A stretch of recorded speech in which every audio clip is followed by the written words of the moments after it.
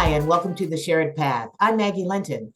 Today, we're talking with a woman who shares her life experience while asking us to look beyond the color and see a real person.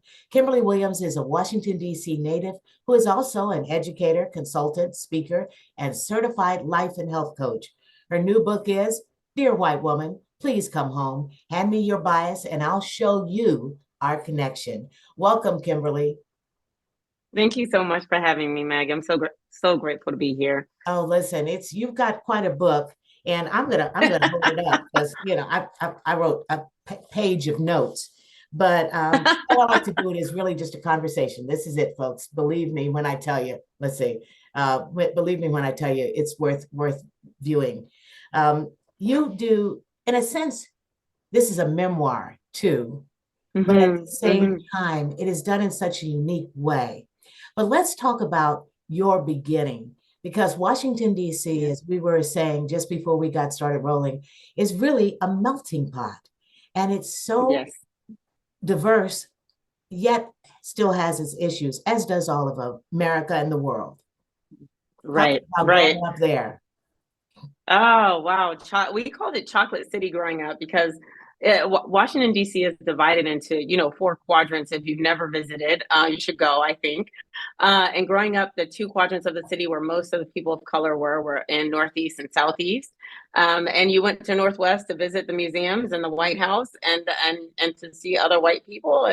But in the Eastern quadrants of the city, most, again, communities of color. So if you went into Northwest to find people of color, you were on Embassy Row, where there was so much diversity, because there are the embassies from all over the world and the the yummy food from all over the Oh, world. wonderful food. Um, right? I have to vouch for the food there. Mhm. It's definitely unparalleled. And so it was all, you were always around people from all over the world there in Washington, D.C. You never knew what language you were going to hear or what type of music. I mean, it was like you said, it's such a melting pot. People from all over the world live in Washington, DC. And that really helped shape who you were Mm-hmm. and Mm-hmm. how you looked at people because you'd been exposed to so much. And Mm-hmm. and yet you realized so often you were not being respected because of the color of your skin and how Yeah. people addressed you. Uh, Yeah. and what a difference that made too in knowing who you were. Yes. 100%. 100%. All right, let's go ahead and talk about your journey because it's really, what gave you the idea for the letters? Because we should let people know 40 letters addressed to Dear White Woman. Mm-hmm. Yes. I started with the idea of the letters. I started writing because I wanted to write directly.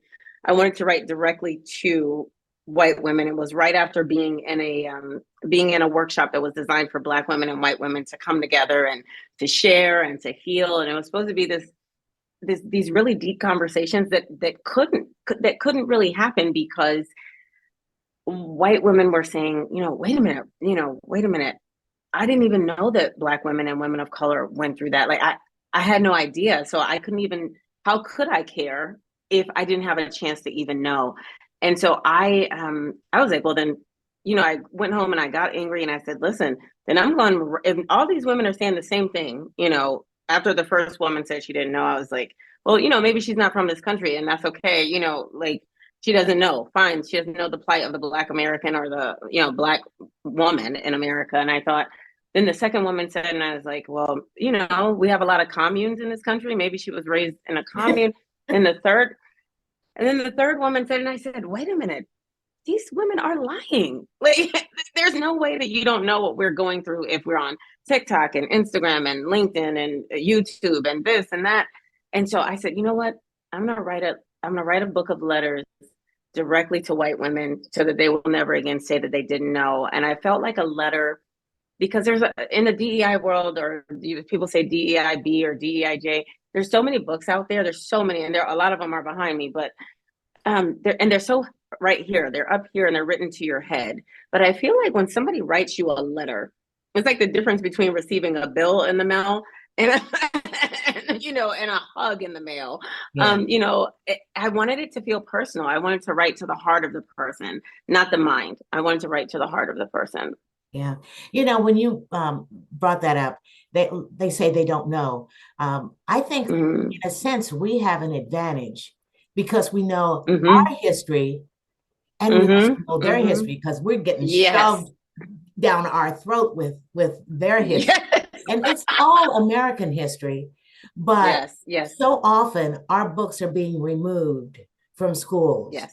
Our books Yes. about where we want to go. And like you said, there's TikTok and things like that. But, I'm of an age where there wasn't that.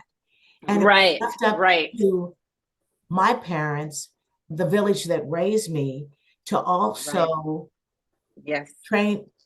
help me learn about Yes. my history. And so you say Yes. you didn't know. Well, part of it is because they just didn't even try. Right. Yes. Yes. And I and the reason and I think about the fact that our family, like I think about growing up and all of the Black women in my life saying when, out in public, hold your head up. Stop holding your head down. Don't you know why we hold our heads down? And going back into, where it was, where you could get in serious trouble for looking a white person in the eye or in the face, so to bring your head down, they're like, what, walk with your head up. We don't have to hold our head down anymore. And so things like that, it's funny. I will tell you, Maggie, it's funny because sometimes when I'm out and about in the community giving workshops, it shocks some white people when they hear that we were not allowed to look them in the face. They look at me like, what? Did you just make that up? No. And I'm like, wait. Yeah. I'm like, I always want to say refer to Emmett Till. yes, refer to Emmett Till. Yes, Mhm. yes. Yeah. Mm-hmm. For so many years, there was, and you still run into it nowadays. And Yes. now Mm-hmm. you're on the West Coast, but Mm-hmm. you find people who don't seem to understand, and it's because they've grown up in a white world. So Mm-hmm. your book Mm-hmm. helps open it up, and it really Yes. makes a difference as to what people perceive. Let's talk with Mm-hmm. going just mundane things like you talk about getting on an Mm-hmm. elevator and seeing people Mm-hmm. clutch their purses a little bit more. Talk Mm-hmm. about some of those Mm-hmm. mundane walk through lives. Um, Mm-hmm. I think of people going in and out of a grocery store, and I was taught that if somebody's coming out, you hold the door for them, male or female. Yes. But Yes. a lot of those folks Yes. you think that you're supposed to hold that door open for them, right? Right. Yes. Yes. Yes. And you're right. It's in those mundane interactions and experiences that we're going about our day. And the stories are just unbelievable. A story that I wish I could have put in the book that's not in there. It's just for me, I am a sunrise worshiper. I love the sun. I love sunlight. And I know people say, well, why do you live in Washington? Yeah. Washington, the state. So I was sitting in the car one day, just sitting and enjoying the sunshine, and my partner was in the Target shopping, and I was just sitting. And those that have read the book know that I live every day with a physical disability, and so I was sitting in the handicap parking space, and there was a car to my left, and the sun was just beaming down on me. It was just so beautiful. I was kind of in this like euphoric, like meditative state almost. And but my windows were cracked, getting some fresh air in, and an older white couple approached their car that was on my left in a handicapped space. And as they approached, it was a heterosexual couple. The man was driving, the woman was getting into the passenger side. And she said, well, she certainly isn't handicapped. And I like my whole like sunlight bubble was burst. And I Yeah. thought to myself, how do you know that somebody is or is not disabled from the neck up? How Yes. do you know that?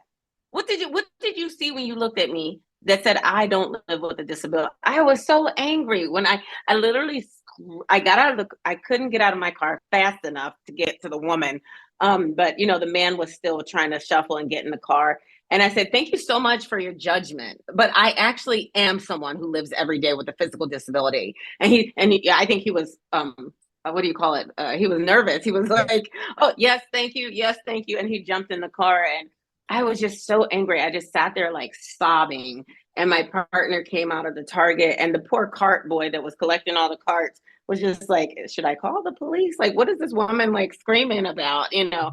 And I was just so like, how dare you with so the much judgment? happened in that moment. Yes. Mhm. It ruined my like I was sitting in this perfect sunlight bubble. It ruined my little bubble that I was in. I was so angry. I was just I wish I could have put that letter in the book. Yeah, but you have to let it go because of ignorance. Mm-hmm, But mm-hmm. one thing that I Yes. love about your letters at the end of pretty much every single one, you ask Mm-hmm, questions, questions for mm-hmm, people to examine themselves about mm-hmm. the story that you just told. Yeah. And Yes. where did Yes. that idea come from? Because I didn't want people, which believe it or not, Maggie, some people still did this. I didn't want people to read this book, and my mom included. The book is designed, the letters are really short. Mhm. Some of them are longer, but most of them are not going to take you longer than 10 minutes to read, right? And 10 minutes is a stretch. So it was designed for you to stop at the end of that letter and kind of sit with it and interrogate it and marinate in it. And, you know, and I knew that I hope that people would do that, but I knew that some people would just move on to the next letter, right? And so I wanted those questions at the end of the letters to serve as a like stop sign. Okay, let's pause and let's take this in and let's ask ourselves these questions and wrestle with them. And so many people have said to me, you know, these questions, you know, I was getting through most of the questions, and this one question stopped me dead in my tracks. And I didn't have an answer, and it brought tears to my eyes, and I had never even thought about that. And so the questions have definitely sparked another level of conversation out and about in the community. And when I'm on the road giving workshops, the conversations have been pretty heavy around the questions. Yeah. One of the other things that well, there were so many things. I don't know why I said just one, but I want to talk about this one in particular, where you talk about being in a store and people walking up to you, asking you, do you work there and can you help? And there'll be a whole Yeah. bunch of other people walking around with a little uniform on, Oh, yes. and Yes. yet they're not going to them, they're going to you because they think Yes. that you should be working there. Right? I am the help somehow. I'm the help. You know, and it's happened again and again and again and again. It doesn't matter what store I'm in. It doesn't matter. And I just look back at the person like, what makes you think I work here? And I look, you know, and I've gotten to the place which is not a good place, but it's where I've gotten to. If someone says something to me like that now in a store, I just kind of stare back, and then I turn back to what I was doing. I don't even engage because I choose where I spend my energy. And Mhm. and Target is famous. You know, I'm like, if we all know that the Target uniform is the red shirt and the khaki pants, and I got on this bright yellow, what makes you think I work here? So it just oh, Maggie, I listen, people do that, and it's happening. And what I hate about those instances is people have no idea. People have no idea that the way that we have been socialized and trained, and not just our generation, you know, but the way Mhm. that we have been socialized and trained from generation to generation to generation is how we show up today. Right. And so when I think about the fact that when there's this phrase, and I think I say it in the book too, that my grandmother, when I talk to her, she'll say, yes, indeed. You know, and when I talk to my aunt, that's, you know, my grandmother's daughter, she'll say, yes, indeed. And when I'm talking to my mom, I'll say, yes, indeed. And I'm like, without even thinking, there was never a time in my life where my mother sat me down and said, the family's favorite phrase is yes, indeed. And this is how you say it, right? One generation listened to the generation before them, and this phrase has been passed on from generation to generation. So what white folks don't even realize, like you said, going back to what you said, is they don't even know their own history, Mhm. that they are the descendants. And they will, oh, I love when they say to me, but Kim, my family didn't own slaves. I did the research. I said, right. But your family grew up in the same neighborhood of the folks that did. right? And you had to change your behavior to be able to fit into a society that was willing to reject you because you were Irish, Italian, Polish, whatever you were. And then you changed your behavior and you started doing the same things that the people that did have slaves were doing so that you could fit in. And so when you come to me in a Target, even though I don't have on a red shirt or a pair of khaki pants, I don't even own khaki pants, right? And you ask me, where's the dog food, right? You are showing up as your great great grandmother who saw me as the person that should be serving her, Right. who saw me as the person that should be getting the dog food for her. This, so you don't even realize that that's how you're showing up, because again, nobody sat you down and said, okay, I want you to see Black people as your servants and I want you to treat them that. That's just the reality that's been passed down from generation to generation. So the behavior continues, although the reality has changed. Yeah, it's a subliminal thing. Yes, it's For you, subconscious. it's subconscious, like, yes, indeed. Yeah. It's the same sort of thing. Yes. I loved the many different scenarios that you gave, but one of the things that continues to crop up is financial security and services. And you give an example about the first time you actually went to a bank to look about getting a home. Yes. Those things Yes. still happen. They And still happen. talk about that, because you were ready, but I was ready. They weren't. And it's, and it was in the section of the bank that was like, they had a little waiting area that was specifically for meeting with the people back in the offices. This was not like you were waiting to make a deposit or a withdrawal or anything like that. And I was the only person there. And and the person came out, with the clipboard and was just like, Kimberlee. And I'm the only person sitting there. And I think I look like a Kimberlee. I don't know. But she's like looking beyond me, and I'm like, I'm looking where she's looking. I'm like, who does she see that's in here that's not me? So so I said, I'm Kimberlee, and her whole demeanor was like, oh, this is going to be a waste of my time. It changed, and I went in, and she just started like, rolling off the tongue with this rehearsed speech, and here, you're probably going to need about 6 months to get your credit together, and you're probably going to need about this, this and that. And I just thought to myself, you haven't pulled my credits. You don't even know that I need 6 months to get anything together. You haven't asked me what I haven't saved. You haven't asked me what my, the good faith payment I plan to put down on the house or whatever. You haven't asked me anything. You've come to sit at this table with a bucket of assumptions that I'm certain that if I looked different, you would not have made. Exactly. And it was just humiliating, and it was discouraging. And I walked away, and I honestly, back then when this happened, I walked away from the idea of buying a home. I walked away from that idea.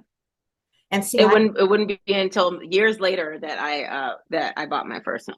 Yeah. And see, I would have just moved on to another bank, but that's me. Yep. That's the way I was raised. My dad and mom used to always say, if you can't find it here, you can find it somewhere. Somebody's I love that.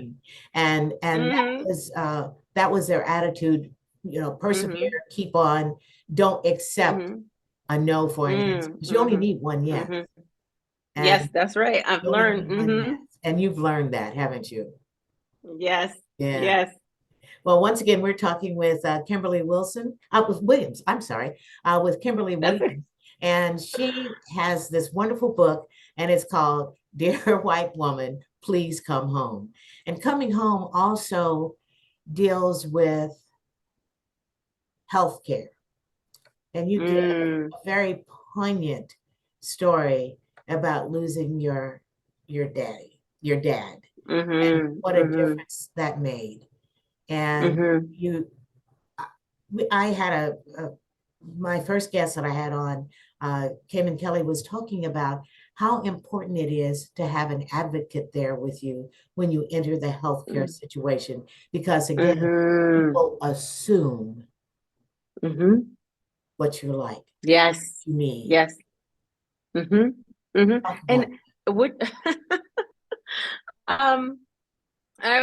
Maggie, and this I have, first I have to share with you that the book is a book of 40 letters, but you have to know that though we arrived at 40 through the editing process, to begin with, there were probably closer to 100 letters. Wow. And so many letters had to be pulled out of the book to bring it down to 40 letters. And it was really hard to choose which ones would remain.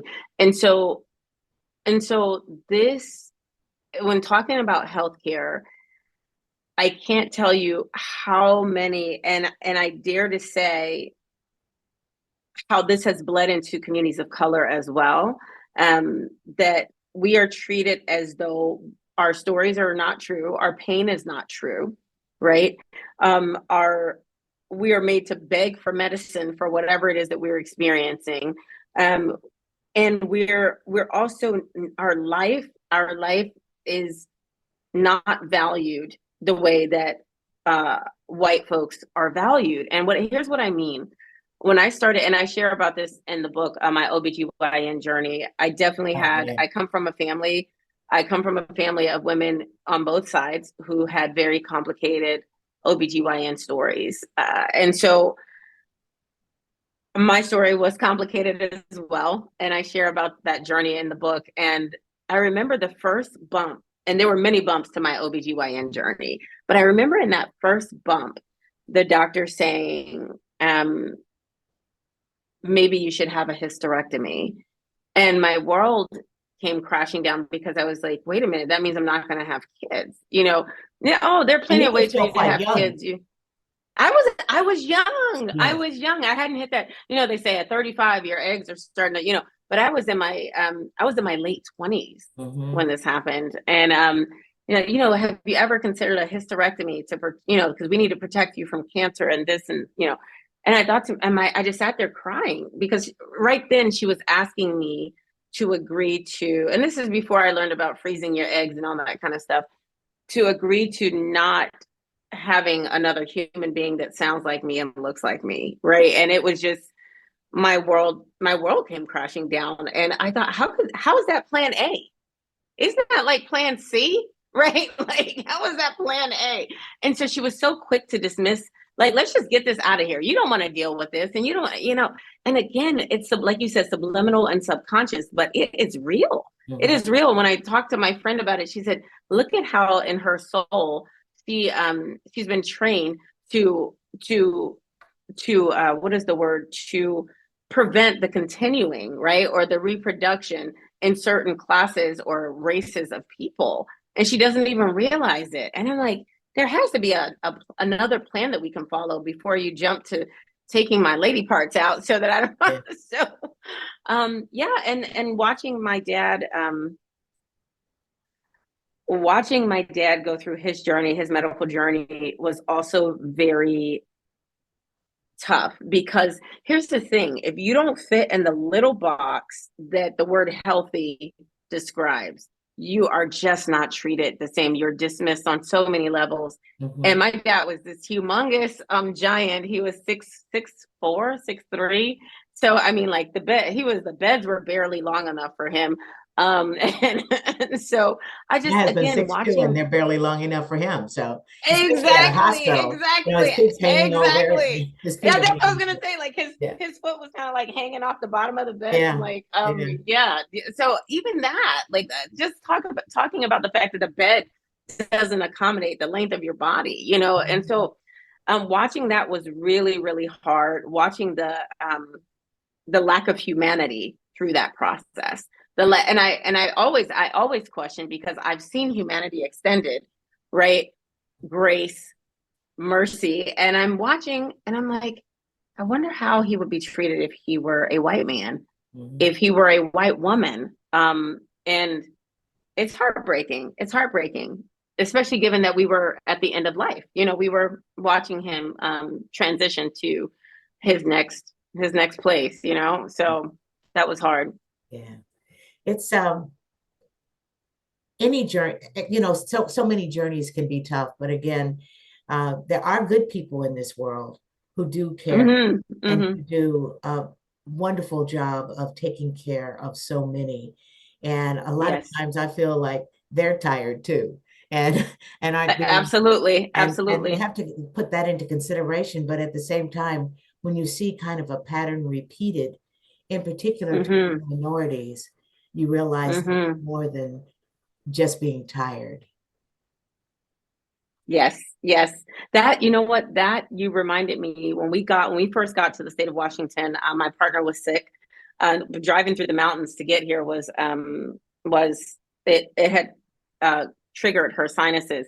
And so we went to urgent care, and and this was back when COVID was still like, it was like the kind of the beginning, kind of, and so people were still, everyone was masked, everyone was afraid, and so she was behind a woman in line, where the lady at the desk had a whole conversation with this person, and how's your day going? And, oh, did you, is there anything else you need from me? Can I get you, if you want some water, the fountain is to the left. If you need the restroom, and then my wife steps to the window, and the person just like, name, Well, birthday, you know, okay, we'll call you when we're ready for you. And she came out crying, not because she was sick or because she had ear infections, but because she watched someone else be treated much definitely. better than she was treated. Yeah. Hmm. Yeah. Lack of respect. Definitely lack of Yes. respect. Hmm. We also need to talk about education because Hmm. that is part of your life's blood to educate others. Hmm. And not always when Yes. you arrive are they expecting to see you. It's like, did you do Hmm. homework? Didn't you know? Black woman coming in Right. ready for y'all? Yes, yes. You are speaking the truth. I love watching that element of surprise happen. And it happens again and again and again. And you're right. Like, I come from a family of educators, and I remember, I will tell you, and I'm wondering if anyone from that school is listening. But my very first teaching job was in the southern part of Maryland, in, give me a second, St. Mary's County, Maryland. And back in the DC area, we don't say, like, I think I was a full-fledged adult before I used the word town. We was like, what county are you from? Is the language there? And I was in St. Mary's County, and I remember the first day of class at my first teaching job. One of the kids walked in, and he was a white boy, and he said to me, or he said to his friend, "Oh my God, our teacher is black." And you have to know, Welcome to so America. I was right. I was like, "Oh, this is happening on the first day." And and I taught languages. That was my thing. I still to this day love languages, and anytime I can get a chance to teach or to share, I do. And I think he expected, given that it was a Spanish class, or he might have been in my French class. I don't remember. No, he was in my Spanish class. And I think he expected someone different. He definitely did. And he told me later, I got to know the kid over time. And he told me later on, he's like, "You're my first black teacher ever." And this was an eighth grader. He had never had a black teacher. And it was just, mind. I mean, I was speechless when he told me that. And so we actually, because he said that out loud, that opened the door for me to be able to discuss race with him in a way that he had never as a child um communicated about. And so he was from a community of people that he, in his own words, were rednecks. And we got into very, very deep conversations about race and culture, and it all began with him saying, "Oh my God, our teacher is black." Yeah, yeah. But I look at so many school systems now who are trying to ban Mm, books that will yes, educate their yes, children about everything, but in particular, they yes, lean toward minority books. They want to ban them. yes. And it's like, I'm not blaming you for the Civil War. I'm Right, not blaming right, you for your family having slaves. But right, what I right. am blaming you for is not allowing the whole story to be told. Yes, Yes, yes, yes, yes. Now you stand in the way. You're actively standing in the way. So this whole mantra or this about, oh, my family didn't own slaves, right? But now you're standing in the way of your children being taught about the folks that did own slaves. So like, and how, and not because we need to talk about, people are like, why don't you just get over slavery? Right? We don't get over the Holocaust, and we don't dare ask people to get over it, right? And so when I think about that, the fact that we can't even, we need to be able to tell history in the same way that you go to a doctor and that doctor says, does high blood pressure run in your family? Like, nobody says, why don't you get over the fact that my granddad had high blood pressure? They ask you that because if you have it, it's likely that it's somewhere in your genealogy. So, right. So we go back and we talk about the past because it helps us make sense of today. It helps us understand what's going on today. And it helps us to make the conscious decision to show up differently, to vote differently, and to write laws differently. Right. But if we don't go back, we can't. You don't look at that. Remember that million, what was it? Oh goodness, Million Mom March or something. The Well, there's been the what was Million it? Man March, the The Million women's Woman March. I Yeah, know, there's yeah. been so many. And when you look, or the women's, it was a women's march, and people were talking about And they how wore the that little it hats. was right. And Yes, yeah. so many people were talking about how, where were women of color in that march? And I said, listen, you got to go back to the suffrage movement when we're talking about, oh, women received the right to vote. What women? Yeah. What women received the right to vote, Yeah. right? Because we weren't given the right to vote when we, they announced the year that women were allowed to vote, right? White women were allowed to vote. And then this many years later, we were allowed to vote. And so the reason that we go back and we talk about these histories is so that we can make sense of today and we can create a different future. But if we're not even allowed to teach your kids, and here's the thing, Maggie, so many white kids have come to me right as they're graduating from high school and said, Kim, the only person in my life that has talked to me about these things is you.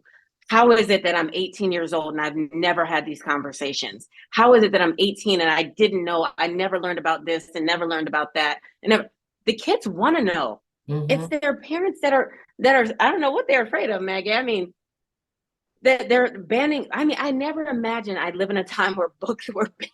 I never imagined. It's heartbreaking. It really is. And, some hate is something that is taught. Mm-hmm. We're not born hating. Mm-hmm. We're not Yes. feeling superior. That's something that's taught. And that's one of the things that you bring out in your book, Dear White Woman, Please Come Home, because there are journeys that we all walk. When I look at myself first as a woman who also is Black.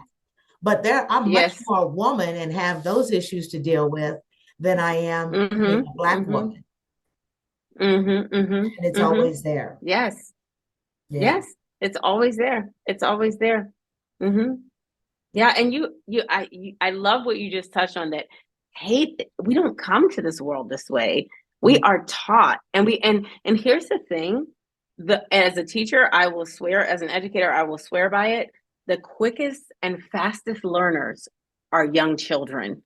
Like when I teach, I have taught, Maggie, in my years of teaching language, I have taught everyone from kindergarten and pre. Too. I do. I'm a linguist at heart. That's my joy. That's my love. And I've taught everybody from pre-K to college age kids, and the ones that are quickest at grasping it are the younger ones. So it shows you how quickly they're able to soak in something without question, without interrogation, right? And I met this little boy in a park in Maryland, and I am an empath through and through. I love all living things. I'm an animal lover. And he had a little dog, and the dog was coming towards me, and I bent down to start to pet it. And he put his hand, I mean, this little boy has to be at the oldest 3. And he put his little hand out and he said, stop. He doesn't like Black people. Maggie, what? 3-year-olds don't talk like that. 3-year-olds. And here's the thing. And people say, oh, his parents had to tell him that. No. In his 3-year-old mind, and children of that age will tell the truth, the unfiltered truth all the time, whether you are ready or not. What he was saying in his vocabulary, or the limited vocabulary, that he had, right? When you're that age on the playground, I don't like you, you don't like me, we don't like you, you're not my friend, I'm not your. And what he was saying was, our dog doesn't hang out with people that look like you. And Yeah. I know that this world calls you black. He said, no black person's ever been around this dog. That's what he was saying. And so he says, like you can't be a friend of my dog because you're black. Yeah. And I thought to myself, wow, you weren't born that way, my friend. Yeah. That is learned behavior. That's Mhm. learned behavior. Yeah, it really is. Mm-hmm. You don't like public transportation Mm-hmm. either, huh? Oh no, Lord, Maggie, no. And I I used am to ride the train back and claustrophobic forth all the time to and work. So. through. And it's gotten worse as I've gotten older. I am claustrophobic and I am empath through and through. So the energy of one person sitting next to me becomes my energy. And it is like, I will get to a place where I feel like I'm drowning in it, or suffocating is a better way to say it. I literally have a physiological response to the energy of other people. And it's a blessing and a curse, because I mean, it helps me to do the work that I do so much easier. But at the same time, it can be very, very suffocating. And it demands that I am more private with or more strict about boundaries and my private time, because I'm such an energy sponge. So I don't I mean, I used to get on the train and it would overwhelm me so bad I'd be crying um because of the energy that I could feel, right? And in the morning, that rush to work is like, folks are feeling anxious, folks are feeling like the train is not on time, so they're late getting to the, also all this emotion in the train. It's hot and people are like, people are missing. It was just, woo, oh Maggie, it was tough for me. It was tough for me as an empath. Yeah. Well, I tell you, Kimberlee, the book is fabulous. It makes people think. And I have to share one, we were just talking about things being taught. My freshman Yes. year in college, I went to the University of Kansas, moved into Oliver Hall, Hmm. brand new dorm. I got there first. Hmm. My roommate arrived second. She was a woman named Marion Jane Lippincott. Um, and her mother looked at me, and you could see that there was going to be a problem. Not from Marion, Uh-huh. not at all, Hmm. but from her Hmm. mama, Hmm. to the point where Hmm. at the end of that semester, she was gone.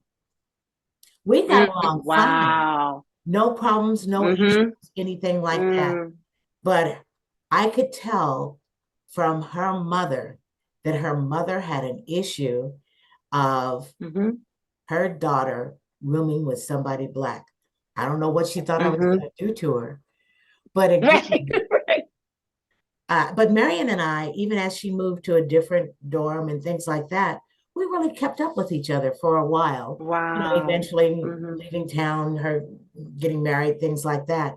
But it made me realize, and that was one of those real slap in the face sort of things. Now, a Hmm. lot of people loved me not having a roommate, because if they had friends coming in from out of town, there was a bed for them to go to. So that Uh-huh. worked out Uh-huh. well. And I got to meet a lot of other people.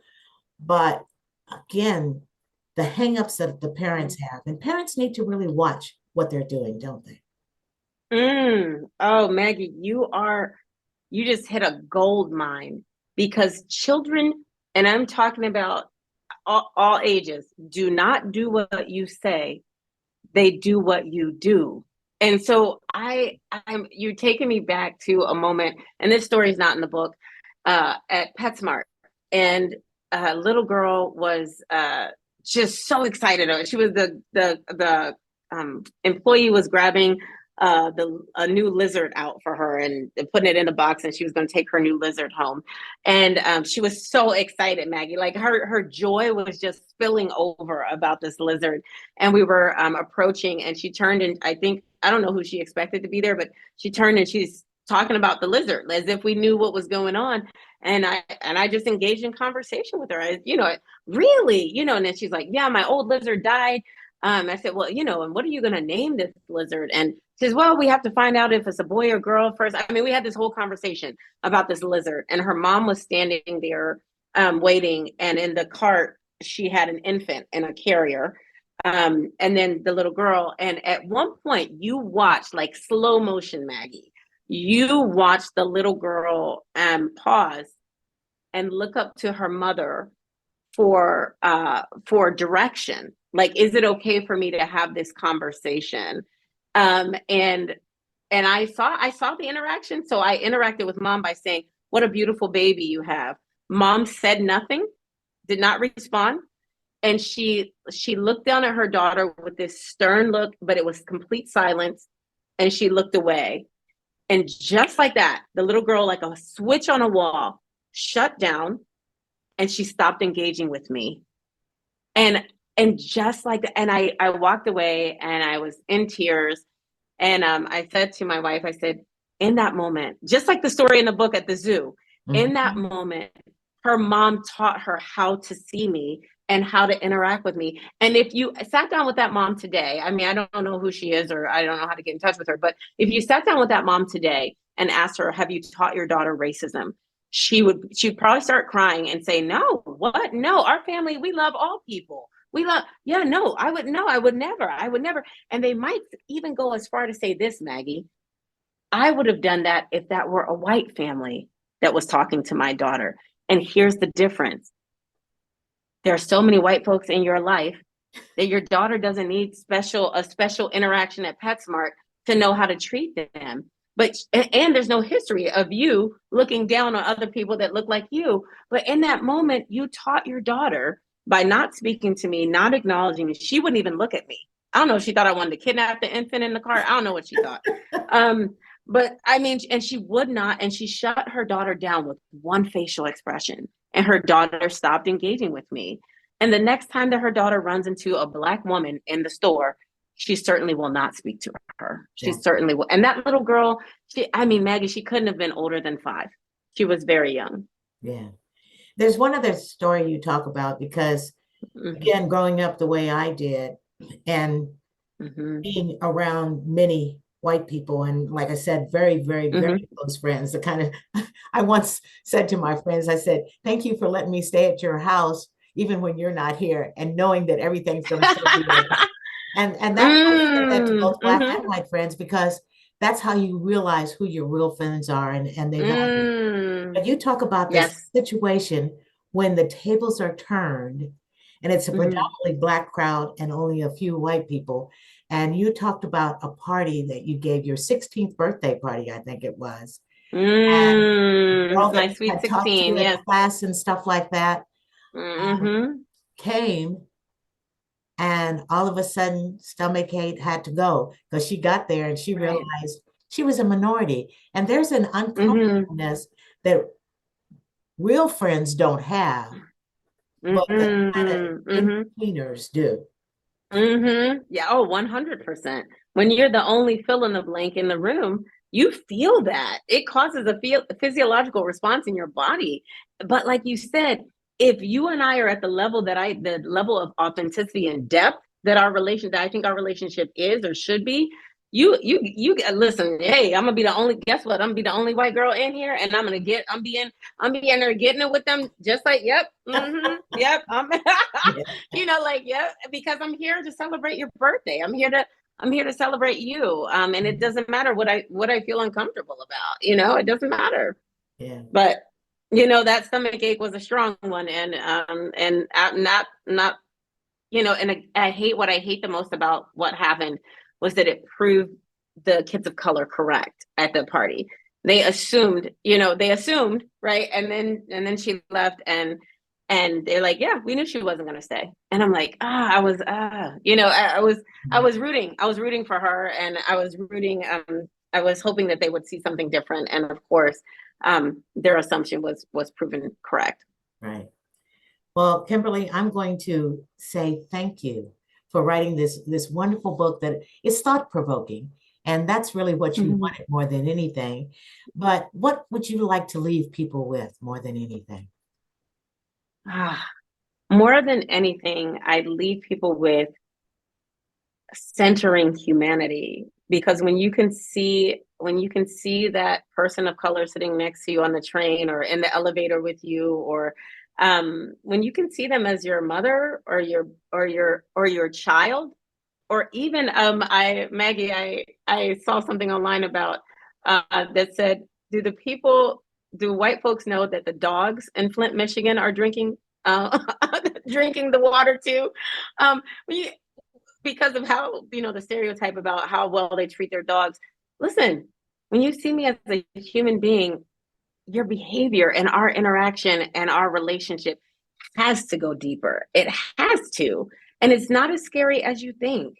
If you just come to the table and I come to the table, the two of us together, oh, we are so much stronger, so much more powerful together. And when we get there, it's a beautiful place. There might be some bumps in the road, but it's a beautiful place, because the most important thing throughout those bumps, throughout life, is that you and I remain in relationship. And I mean authentic relationship with one another. And that is indeed possible. I can speak from experience. I hear Maggie speaking from her own experience. It is indeed possible. Not only possible, but beautiful, and it's happening every day. And so I hope to see you on the other side of that book or audiobook, creating these relationships together. Oh, that's it. Once again, it's Kimberlee Yolanda Williams, and her book is Dear White Woman, Please Come Home. Hand me your bias and I'll show you our connection. But just remember, Dear White Woman, please come home. Listen, thank you, Kimberlee. I wish you continued blessings and success.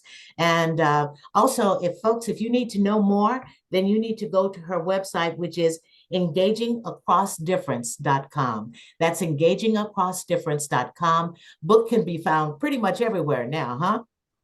Yes, yes. Go get it, right? Yes, absolutely. All right. Well, listen, folks, thanks for joining us today. And once again, continue to seek peace and spread lots of love. I'm Maggie Linton.